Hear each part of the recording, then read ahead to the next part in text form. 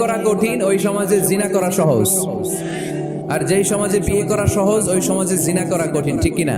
8 লক্ষ টাকা মোহরানা দেয়া লাগবে, এত টাকা পামু কই? কিন্তু পরকিয়া করা সহজ।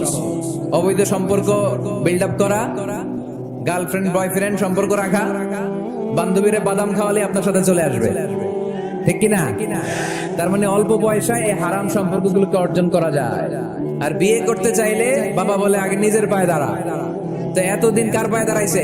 এই উঠতি বয়সের যুবক যুবতী, কিশোর কিশোরী, তাদের যৌবনের তাড়নায় যে পাপগুলো করে তার একটা পার্সেন্টেজ গুণা আপনার বাবা হিসেবে আপনার আমলনামাতেও আছে না নাই? এজন্য খবরদার, বিয়েটারে সহজ করে দিবেন, পরিবার গঠন করবেন।